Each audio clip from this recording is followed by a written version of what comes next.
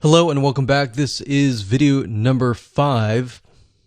We're going to talk about how to automate the ring. Now that you understand how everything is interlinked, how everything is connected, and how you can kind of be creative and make your own ring.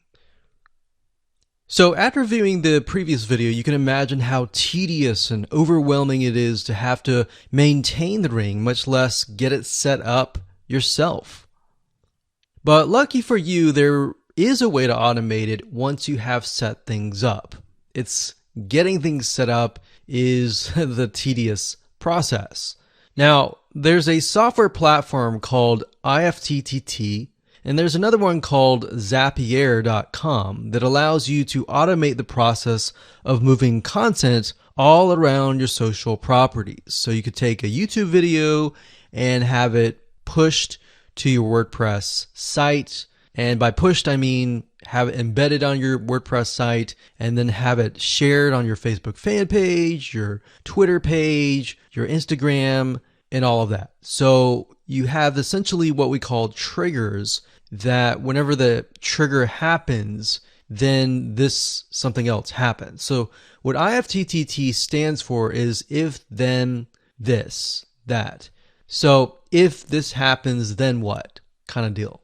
Now, between the two, Zapier will cost you a lot of money after a while. A lot of times they'll give you some free triggers and zaps, which is what they call it. And beyond that, it will cost money. Whereas with IFTTT, it's just as good, but it's free. So let's hop on over and show you how IFTTT works. Okay, so if you head on over to ifttt.com, that's IFTTT, 3Ts.com, you'll see this page. You can go ahead and create an account, and you'll find a lot of really cool, interesting triggers, is what we call it, in IFTTT. So what a trigger is let's say you upload a YouTube video and then the system detects that the video has been uploaded. What do you want to happen after that happens? So if YouTube video has been uploaded, then post it to WordPress. Then after that, take the post on WordPress, maybe post it elsewhere, or post the YouTube video to Twitter, and so forth and so forth. So as you can imagine, this does get tedious, but if you map things out, if you know ahead of time what it's going to look like, then you can simply look at it and say, okay, I'm pointing YouTube to Twitter. So anytime video has been uploaded to YouTube, then it simply gets pushed or embedded into Twitter. So we need to make a IFTTT trigger for that. So to do that, it's very easy. All you have to do is go to My Applets up here. And you can do a search for applets. Now, services over here, I'm not going to click that, but this tab here allows you to essentially connect to all of the services that you're going to be using. So for example, as you can see here, I've got Tumblr to Weebly, RSS to Google Drive, a YouTube like to OneNote, YouTube like to Facebook page.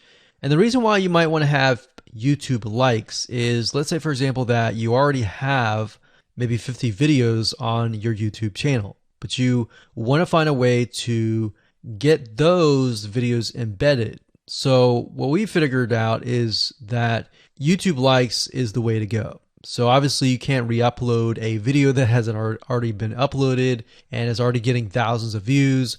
The way you go about it is create a YouTube like trigger so that you can simply like it, and then it gets posted to throughout your network.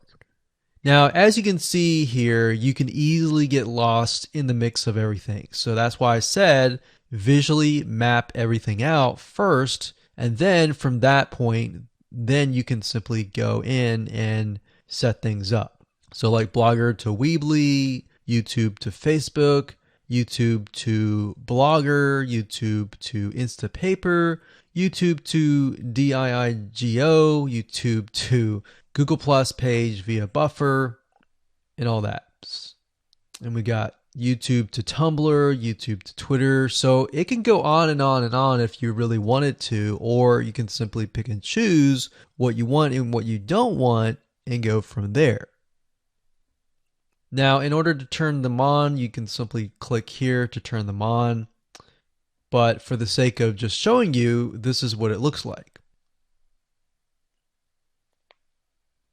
So as you can see, the Tumblr to Weebly is activated. So when it is activated, it'll have the on button and the green light.